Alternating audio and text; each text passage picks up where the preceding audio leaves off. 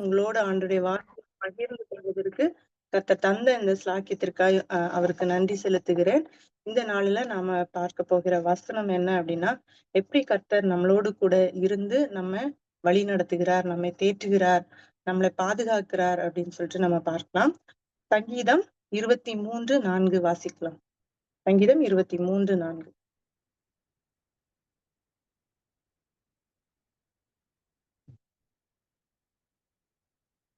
நான் மரண இருளின் பள்ளத்தாக்கிலே நடந்தாலும் பொல்லாப்புக்கு பயப்படேன். தேவரீர் என்னோட கூட இருக்கிறீர். உமது கோலும் உமது தடியும் என்னை தேற்றும். ஆமென். இந்த இடத்துல இன்னைக்கு நம்ம முக்கியமா பார்க்க வேண்டியது என்ன அப்படின்னா, அந்த கோலை குறித்து. உமது கோல் என்னை தேற்றும் அப்படின்னு சொல்லிட்டு தாவீது சொல்கிறான். அப்போ தாவீது அநேக விதமான பிரச்சனைகளுக்குள்ள, போராட்டங்களுக்குள்ள, எல்லா விதமான ஒரு சூழ்நிலைகளுக்குள்ளேயும் அனுமதிக்கப்பட்ட ஒரு மனுஷன். அப்ப அவரு அங்க சொல்லும்போது சொல்றாரு, நான் மரண இருளின் பள்ளத்தாக்கிலே நடந்தாலும் பொல்லாப்புக்கு பயப்படேன். தேவரீர் என்னோடு கூட இருக்கிறீர். உமது கோலும் உமது தடியும் என்னை தேற்றும் அப்படின்னு சொல்லிட்டு. அப்போ ஆண்டவருடைய கோல் நம்ம எப்படி பாதுகாக்கிறது, நம்மளை எப்படி வழி நடத்துகிறது, நம்மளை எப்படி தேற்றுகிறது அப்படின்னு சொல்லிட்டு நம்ம இன்னைக்கு பார்க்கலாம்.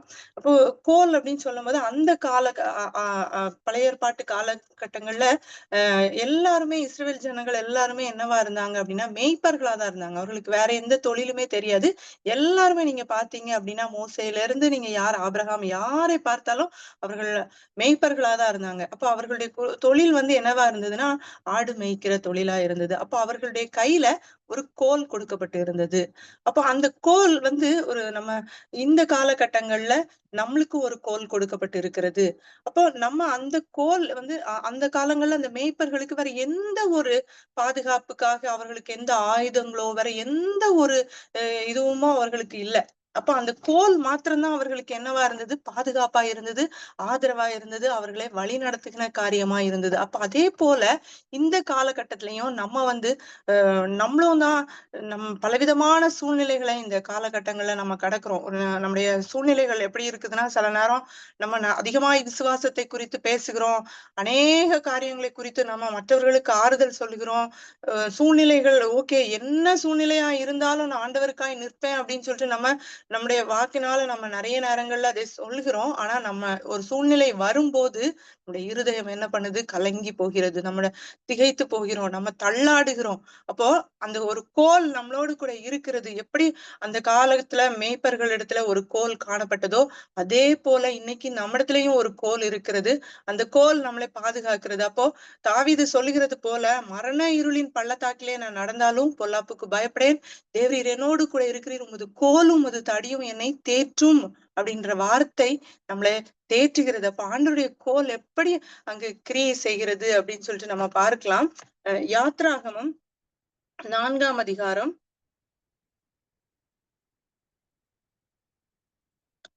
2ஆம் வசனம் வாசிக்கலாம். யாத்ராகமம் 4ஆம் அதிகாரம் 2ஆம் வசனம்.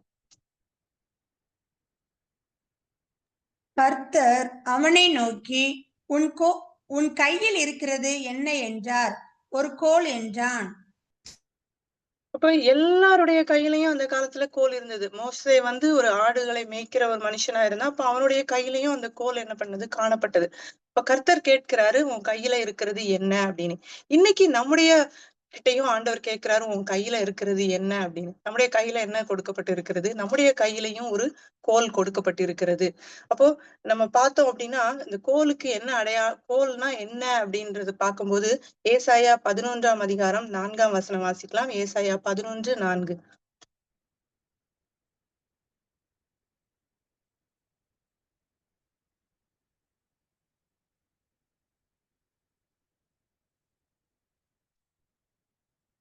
நீதியின்படி ஏழைகளை நியாயம் விசாரித்து யதார்த்தத்தின்படி பூமியில் உள்ள சிறுமையானவர்களுக்கு தீர்ப்பு செய்து பூமியை தமது வாக்கின் கோலால் அடித்து தமது வாயின் சுவாசத்தால் துன்மார்க்கரை சங்கரிப்பார்.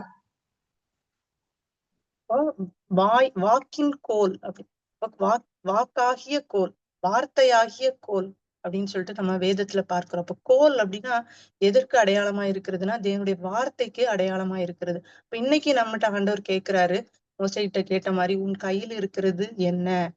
நம்மள அவர் வெறுமையாய் விடல. நம்ம நிறைய நேரங்கள்ல நினைப்போம், ஆண்டவரே நான் தனிமையா இருக்கிறேன், எனக்கு எந்த ஒரு துணையும் இல்லாம இருக்கிறேன், நான் திக்கற்று தவிக்கிறேன் அப்படின்னு சொல்லிட்டு. ஆனா ஆண்டவர் நம்மிடத்துல என்ன கொடுத்திருக்கிறார்? அவருடைய வார்த்தையாகிய கோலை நம்முடைய கையில கொடுத்திருக்கிறார்.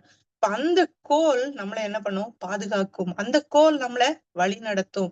அந்த கோல் நம்மள கண்டித்து உணர்த்துகிற ஒரு காரியம். அப்ப கோல் அப்படின்னு சொல்லிட்டு பார்க்கும்போது வேதத்துல கோல் உடைய நம்ம எல்லார் கையிலயுமே ஒரு கோல் கொடுக்கப்பட்டுச்சு அப்படின்னா, இப்ப நம்ம ஸ்கூல்ல எல்லாம் பார்க்கும்போது என்னன்னா, நம்ம ஒரு கோல் இருந்தது அப்படின்னா, ஆசிரியர்கள் அந்த கோலை கொண்டுதான் நம்மள என்ன பண்ணுவாங்க? கண்டிக்கிற நம்ம ஒரு ஒரு ஒரு தப்பு பண்ணணும் அப்படின்னா, அந்த கோல் நம்மள என்ன பண்ணுகிற? தண்டிக்கிற ஒரு காரியம். அந்த கோலை வைத்து நம்மளுக்கு ஒரு பனிஷ்மெண்ட் கொடுக்கிற காரியம். இல்ல ஒரு ஆடு மேய்ப்பர்கள் என்ன பண்ணுவாங்க? அந்த கோலை வைத்துதான் என்ன பண்ணுவாங்க?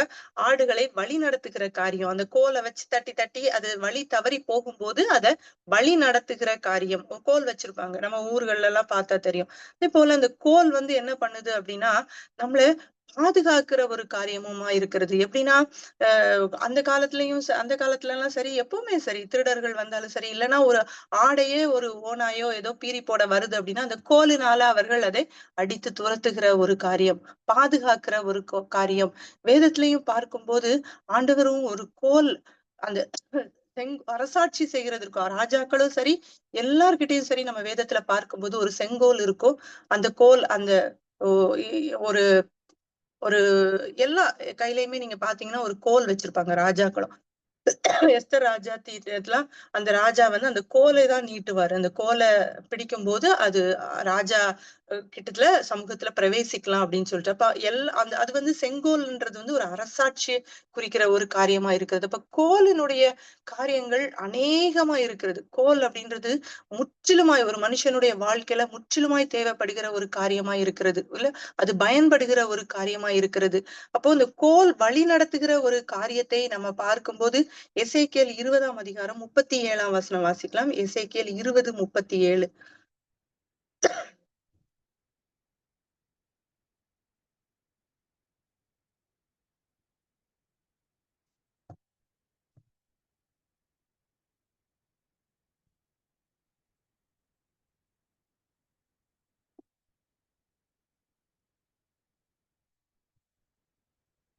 நான் உங்களை கோலின் கீழ் செல்லும்படி செய்து உங்களை உடன்படிக்கையின் கட்டுக்கு உட்படுத்தி.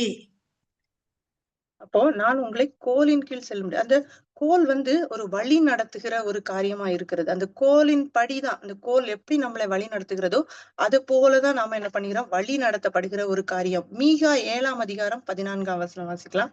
மீகா 7ஆம் அதிகாரம் 14ஆம் வசனம்.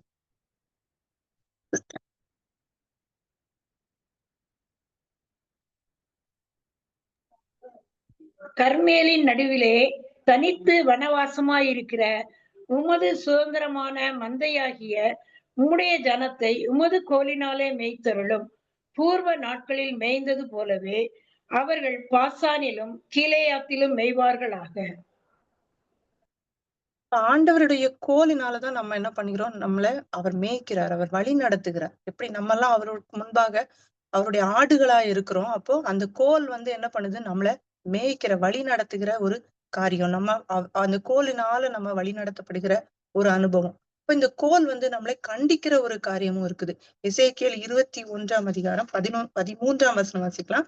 எசேக்கியேல் 21:13.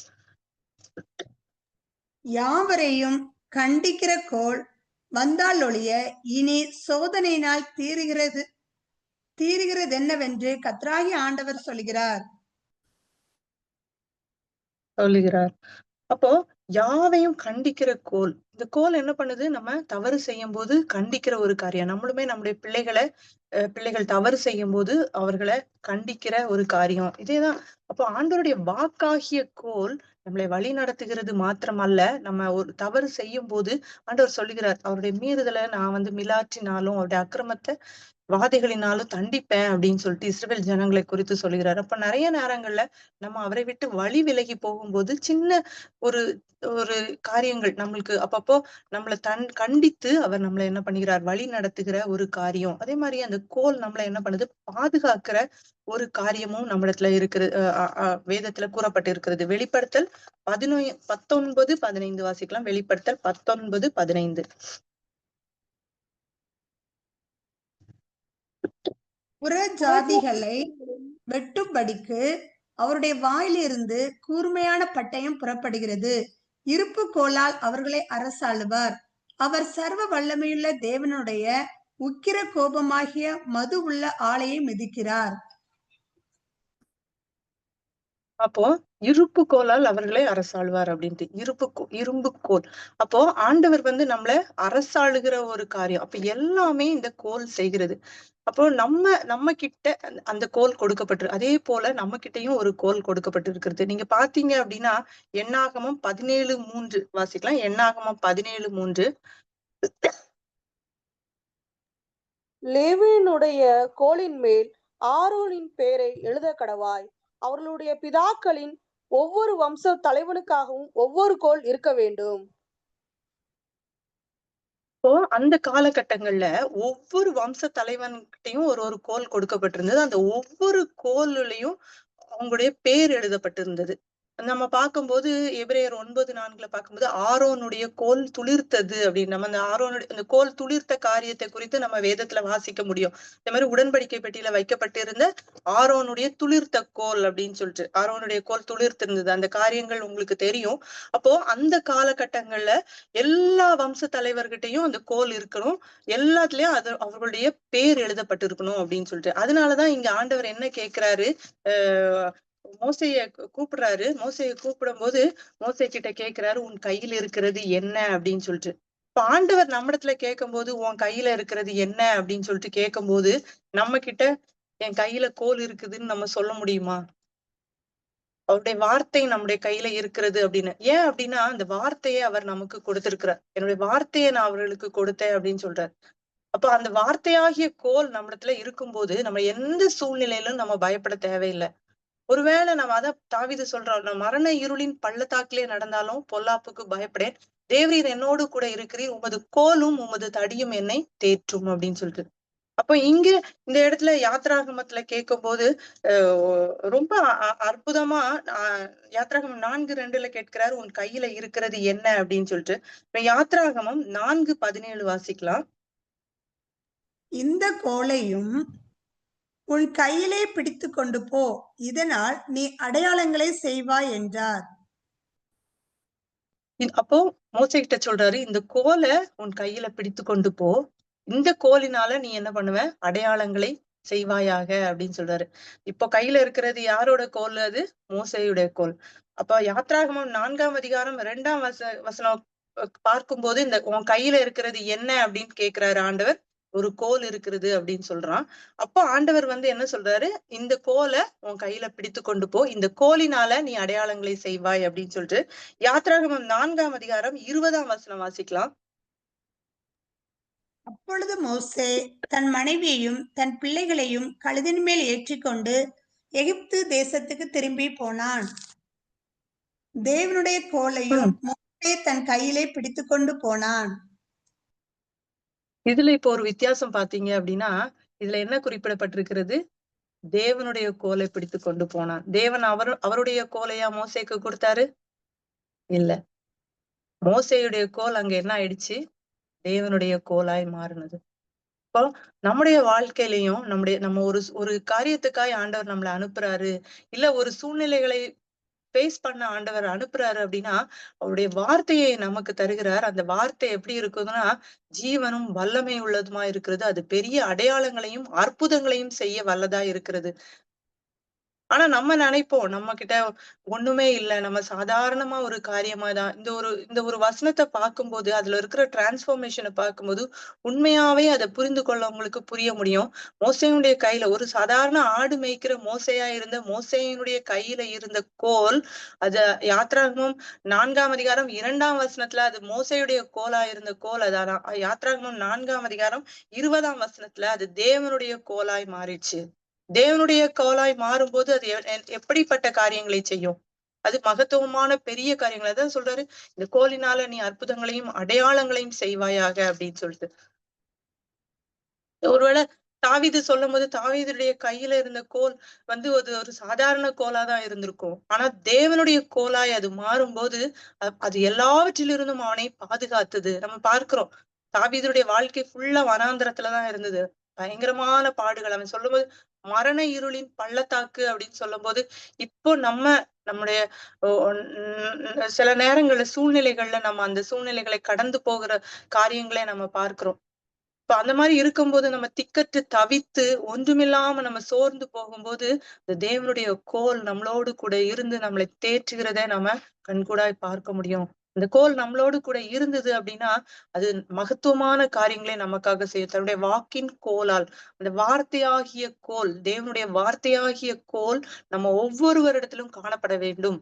அந்த கோல் நம்மளை தேற்றுகிறது. அந்த அனுபவத்துக்குள்ள போகிறவங்களுக்கு தெரியும். நீங்க பாத்தீங்க அப்படின்னா யாக்கோபுடைய வாழ்க்கையில முதல்ல ஸ்டார்டிங்ல இருந்து கடைசி வரைக்கும் அவன் அந்த கோலை தன் கையில வைத்துக் கொண்டிருந்ததை பார்க்க முடியும். ஆதியாகமம் 32ஆம் அதிகாரம் 10ஆம் வசனம் வாசிக்கலாம். ஆதியாகமம் 32:10. அடியேனுக்கு தேவரும் காண்பித்த எல்லா தயவுக்கும் எல்லா சத்தியத்துக்கும் நான் எவ்வளவு வேணும் பாத்திரன் அல்ல.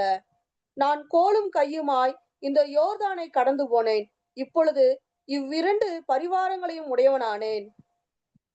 அப்போ என்ன சொல்றான் யாக்கோபு? ஒன்றுமே இல்லாம வெறுமையாய் போனான். ஆனா என்ன இருந்தது? கோல் இருந்தது கையில. கோலும் கையுமாய் போனான். அதே மாதிரிதான் மோசேயுடைய காரியமும். மோசே இஸ்ரவேல் ஜனங்களை விடுவிக்கிறதுக்காக ஆண்டவர் அனுப்புறாரு. அங்க என்ன பெரிய ஆயுதம் எல்லாம் ஒண்ணும் கொடுக்கல.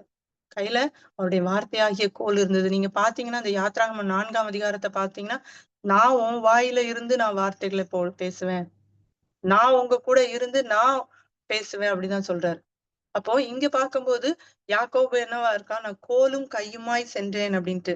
அப்போ அதுலயும் நீங்க பாத்தீங்க அப்படின்னா, அடியேனுக்கு தேவரீர் காண்பித்த எல்லா தயவுக்கும் எல்லா சத்தியத்துக்கும், அந்த சத்தியம் அவனோடு இருந்தது, சத்தியமாகிய கோல் அவனோடு கூட இருந்தது அப்படின்றது அங்க யாக்கோபுக்கு நல்லா தெரிஞ்சிருந்தது. நீங்க இன்னொரு வசனம் வாசிக்கலாம். 1 ராஜாக்கள் 18ஆம் அதிகாரம் 31ஆம் வசனம். 1 ராஜாக்கள் 18:31.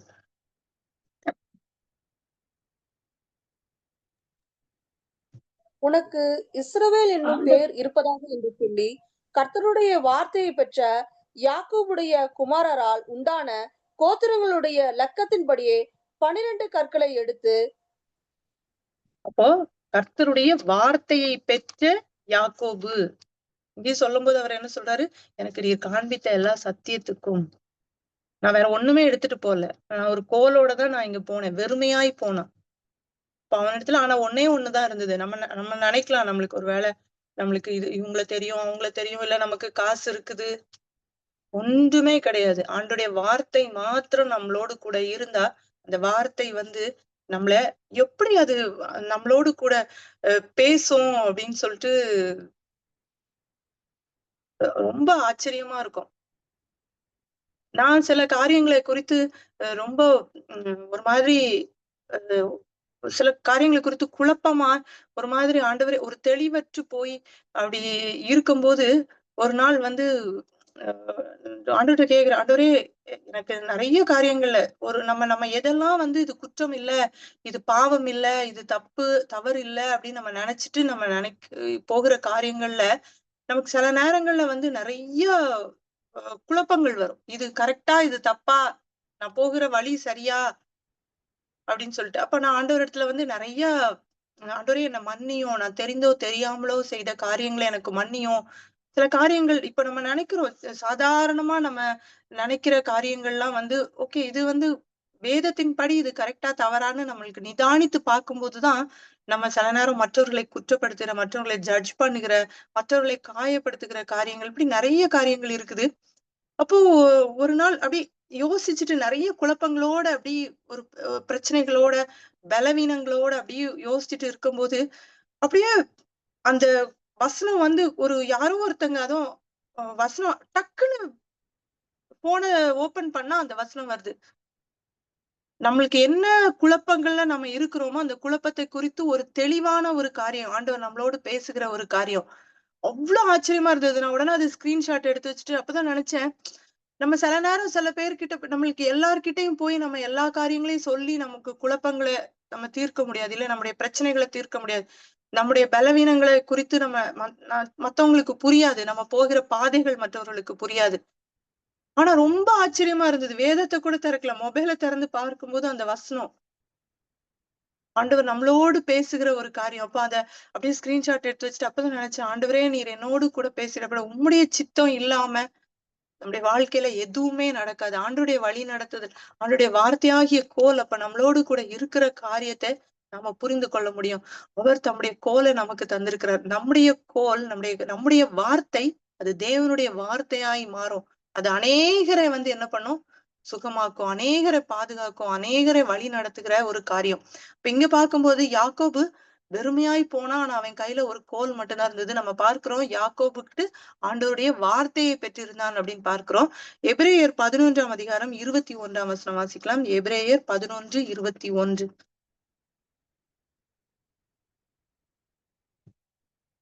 விசுவாசத்தினாலே யாக்கோபு தான் மரண காலத்தில் யோசேப்பினுடைய குமாரர் இருவரையும் ஆசீர்வதித்து தன் கோலின் முனையினாலே சாய்ந்து தொழுது கொண்டான். அப்போ தன் மரண காலம் வரைக்கும் யாக்கோபு கிட்ட என்ன இருந்தது? அந்த கோல் இருந்தது. அப்போ கோலின் முனையில சாய்ந்து தொழுந்து கொண்டான் அப்படின்னு சொல்லிட்டு இருக்கும். அதை ஏன் சொல்லனா, அது கடைசி காலம் வரைக்கும் அவன் அந்த கோலோடு கூட இருந்தான் அப்படின்னு சொல்லிட்டு. அப்ப நம்ம ஒரு பொழுதும் ஆண்டவருடைய கோலை நம்ம வந்து விட்டு விடக்கூடாது. அவர் நமக்கு தந்திருக்கிறார். அங்க பார்க்கும்போது அந்த கோலினால எவ்வளவு அற்புதங்களும் அடையாளங்களும் மோசே செய்தார் அப்படின்றது நமக்கு தெரியும். இஸ்ரவேல் தேசத்துல அந்த செங்கடலே அந்த கோலை அப்படி உயர்த்தும் போது செங்கடல் என்னது? இரண்டாய் பிளந்த ஒரு காரியம். அப்போ ஆண்டவருடைய வார்த்தை, ஆண்டவர் நம்மளோடு கூட இருக்கும் போது நம்மளுக்கு எந்த ஒரு பயமும் இல்லை. அப்போஸ்தலர் 2ஆம் அதிகாரம் 22ஆம் வசனம் வாசிக்கலாம். அப்போஸ்தலர் 2:22. இஸ்ரவேலரே, நான் சொல்லும் வார்த்தைகளை கேளுங்கள். நீங்கள் அறிந்திருக்கிறபடி நசரேயனாகிய இயேசுவை கொண்டு தேவன் உங்களுக்குள்ளே பலத்த செய்கைகளையும் அற்புதங்களையும் அடையாளங்களையும் நடப்பித்து அவைகளினாலே அவரை உங்களுக்கு வெளிப்படுத்தினார். அப்போ இயேசுவை கொண்டு, அப்ப அங்க பார்க்கும்போது மோசே இடத்துல அந்த கோலை கொண்டு நீ அற்புதங்களையும் அடையாளங்களையும் செய்வாய் அப்படின்னு சொல்லிட்டு, இங்க பார்க்கும்போது நசரேயனாகிய இயேசு கிறிஸ்து அவருடைய வார்த்தை நமக்கு தெரியும். வெளிப்படுத்தல் 19ஆம் அதிகாரத்துல அவருடைய நாமம் தேவனுடைய வார்த்தை என்பது இது எப்பொழுதுமே நம்ம வந்து இது ஒருவேளை தெரியாதவங்களுக்கு மேபி நம்ம அதை வேணா வாசிக்கலாம். வெளிப்படுத்தல் 19ஆம் அதிகாரம் 13ஆம் வசனம். ராத்திரியில் வெளிப்படுத்தல் 19:13. இரத்தத்தில் தோய்க்கப்பட்ட வஸ்திரத்தை தரித்திருந்தார். அவருடைய நாமம் தேவனுடைய வார்த்தை என்பதே. அப்போ அவருடைய நாமம் என்னன்னு பாக்குறோம். அவருடைய நாமம் தேவனுடைய வார்த்தை என்பதே. அப்போ அப்போஸ்தலர் 2:22 வாசிக்கிறோம். அவருடைய நாமத்தை கொண்டு இயேசு கிறிஸ்துவை கொண்டு அடையாளங்களையும் அற்புதங்களையும் செய்கிற ஒரு காரியம். அப்போ இயேசு கிறிஸ்து நம்மளோடு கூட இருக்கிறார். அவருடைய வார்த்தை நம்மளோடு கூட இருக்கும் போது என்னவாகும்? நம்ம வந்து அற்புதங்களையும் அடையாளங்களையும் செய்ய முடியும். அவர் தன்னை நமக்கு அப்படிதான் வெளிப்படுத்தினார். அப்படித்தானே? எண்ணி முடியாத காரியங்களே நம்முடைய வாழ்க்கையில செய்கிற தேவன். அப்போ நம்ம மரண இருளின பள்ளத்தாக்குல நடந்தாலும் நம்ம என்ன பண்ணக்கூடாது? பொல்லாப்புக்கு பயப்படக்கூடாது. ஏன் அப்படின்னா, தேவரீர் என்னோடு கூட இருக்கிறீர், உமது கோலும் உமது தடியும் என்னை தேற்றும் அப்படின்னு தாவீது சொல்ற மாதிரி அந்த கோலாகிய அந்த வார்த்தையாகிய அந்த இயேசு கிறிஸ்து நம்ம ஒவ்வொருவருக்குள்ளயும் இருக்கிறார். அந்த பழைய ஏற்பாட்டு காலத்துல எப்படி ஒவ்வொரு மனுஷனுடைய கையிலையும் என்ன இருந்தது? கோல் இருந்தது. அந்த கோலுல அவருடைய பேர் எழுதப்பட்டிருந்தது. அதே போல நம்முடைய கையிலையும் அந்த கோல் என்ன பண்ணணும் இருக்கணும். அந்த கோலாகி அந்த ஆண்டவர் அந்த வார்த்தையில ஒவ்வொரு வார்த்தையும் நமக்குன்னு கொடுக்கப்பட்ட வார்த்தைய நம்ம பிடித்து கொண்டு நம்ம கடைசி வரைக்கும் எப்படி யாக்கோபு எங்க ஓடினாலும் அந்த கோல் என்ன இருந்தா அவன் எங்க இருந்தான்? கோலின் முனையில சாய்ந்து தொழுது கொள்ளும் போது அவன் எங்க இருந்தான்? எகிப்துல இருந்தான். அவன் தன் தகப்பனையும் தன் தாயையும் தன்னுடைய எல்லாவற்றையும் விட்டு அவன் ஓடும்போதும் அவனுடைய கையில கோல் இருந்தது. அவன் கடைசியில எகிப்துல வந்து இருக்கும் போதும் அந்த கோல் இருந்தது. அந்த கோலாகிய வார்த்தையை பெற்ற யாக்கோபு அப்படின்னு சொல்லிட்டு, அப்போ அந்த கோல் நம்முடைய கையில இருக்கும்போது, நம்மளோடு கூட இருக்கும்போது, நம்ம மோசே பண்ணது போல அற்புதங்களையும் அடையாளங்களையும் நம்ம செய்ய முடியும். நம்ம நினைக்கலாம் இது ஒரு சாதாரண வார்த்தை தானே அப்படின்னு சொல்லிட்டு. அப்படி இல்ல. அந்த வார்த்தை ஜீவன் உள்ளது. அந்த வார்த்தைக்கு என்னது நமக்கு தெரியும். அந்த வார்த்தை ஜீவன் உள்ளது, வல்லமை உள்ளது. அப்போ நம்ம சோர்ந்து போகிற நேரத்துல நமக்கு சத்துவம் கொடுக்கறதுக்கு ஆண்டவர் இந்த வார்த்தைகளை தந்திருக்கிறார். அந்த வார்த்தைகளை நம்ம எப்பொழுதுமே ஒருவேளை சோர்ந்து போய் அந்த சூழ்நிலைகளை எப்படி நம்ம கடப்போம் அப்படின்ற மாதிரி இருக்கும்போது நம்மளால ஒண்ணுமே பண்ண முடியாது. நானும் அப்படிதான். எனக்கும் அந்த ரொம்ப நம்ம விசுவாசத்துல வல்லவர்களா இருக்கிறோம் அப்படின்னு ஒரு நேரம் ஓகே ஆண்டவர் நமக்கு ஒரு விசுவாசத்தை தந்திருக்கிறார் ஏசப்பானாலும் நம்ம இன்னொரு நேரம் நம்ம என்ன பண்ணுகிறோம்? சோர்ந்து போகிற காரியமா இருக்கிறது. அப்போ ஆண்டோடைய வார்த்தையை சொல்லி சொல்லி சொல்லி அந்த வார்த்தையில இருக்கிற ஜீவனையும் வல்லமையும் நாம என்ன பண்ணோம்? சுதந்திரித்துக் கொள்ளுகிறவர்களா இருக்கணும். ஏன்னா ஆண்டவர் ஏன் இந்த உலகத்துக்கு வந்தார் அப்படின்னா, யோவான் 10ஆம் அதிகாரம் 11ஆம் வசனம் வாசிக்கலாம்.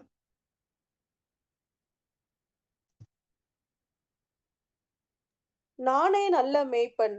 நல்ல மேய்ப்பன் ஆடுகளுக்காக தன் ஜீவனை கொடுக்கிறான். யோவான் 10:11. அதானா? அது யோவான் 10:11. அதான்க்கா. இல்ல சாரி 10:10 சாரி.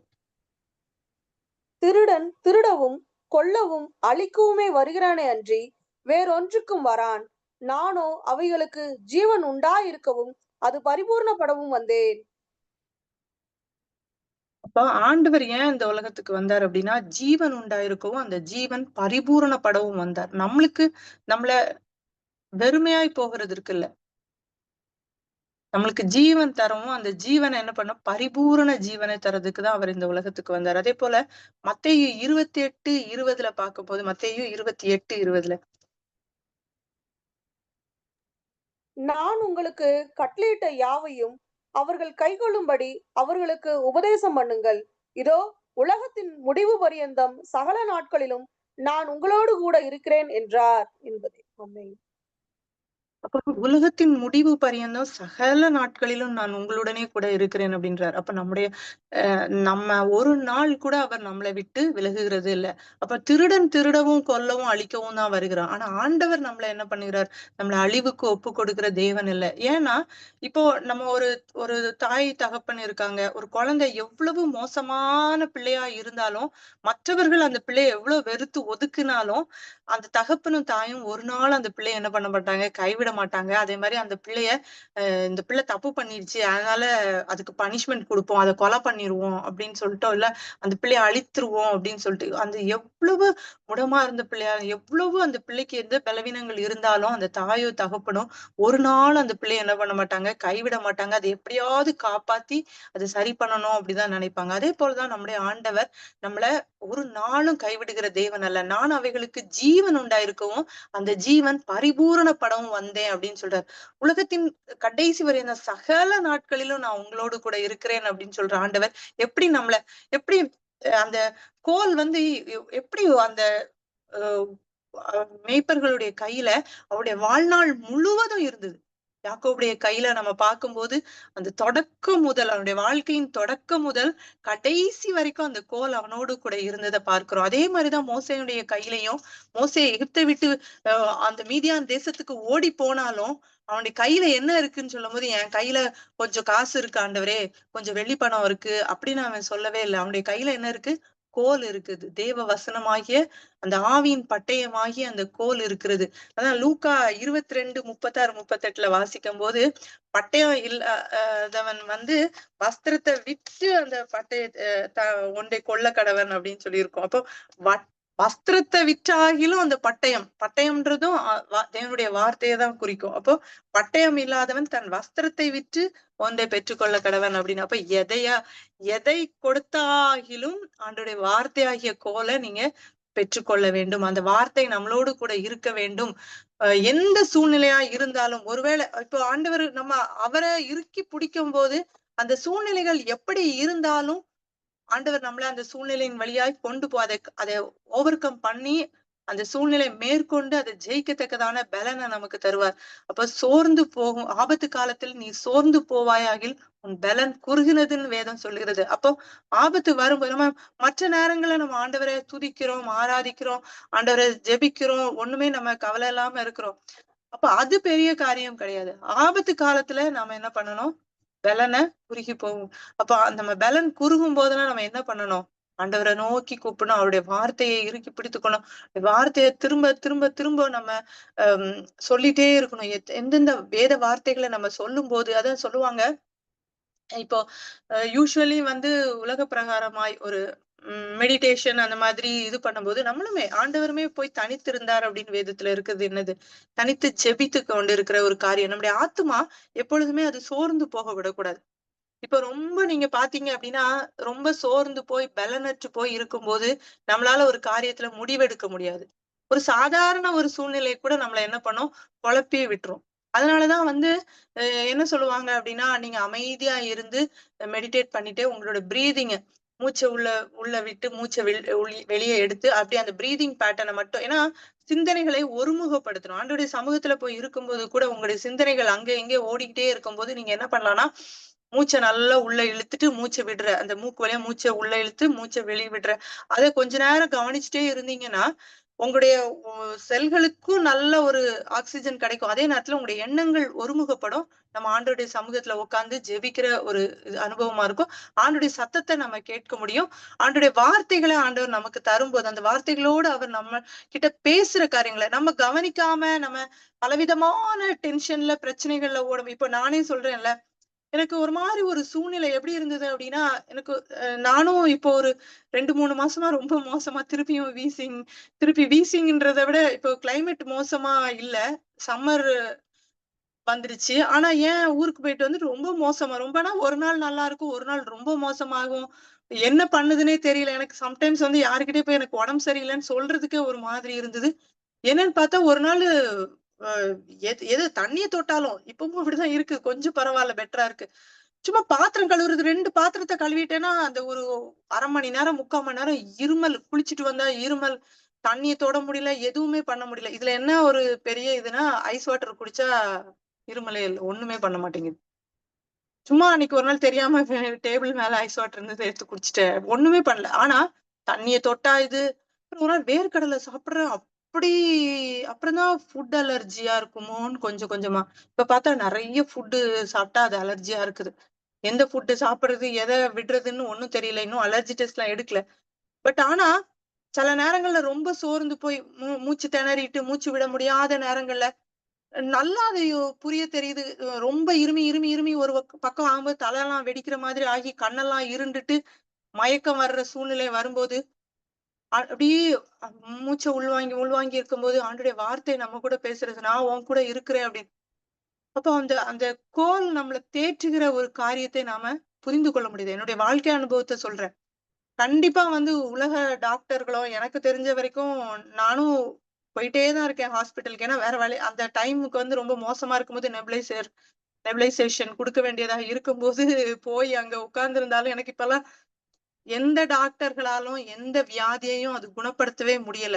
எல்லாவற்றுக்கும் மேலான அந்த பரம வைத்தியர் நம்மளோடு கூட இருக்கும்போது நம்மளுக்கு அந்த நம்முடைய ஜீவன் அவருடைய பார்வையில அருமையா இருக்கிறது அப்படின்றத நம்ம உணர்கிற அந்த சூழ்நிலையை அவர் நம்மளுக்கு காண்பிக்கிறார். எப்படின்னா நம்ம அமைதியா இருந்து அவருடைய காரியங்களை உள்வாங்கும் போது, ஆண்டவரே நீர் என்னோடு பேசும். நம்ம அமைதியா இருக்கணும். நம்ம நிறைய நேரங்கள்ல நம்ம ரொம்ப பேசிட்டே இருந்துட்டு குழப்பத்துக்குள்ளேயே இருந்துட்டு நம்ம சொல்லுவாங்கல்ல, கலங்குன குட்டையில மீன் பிடிக்க முடியாதுன்ற மாதிரிதான்.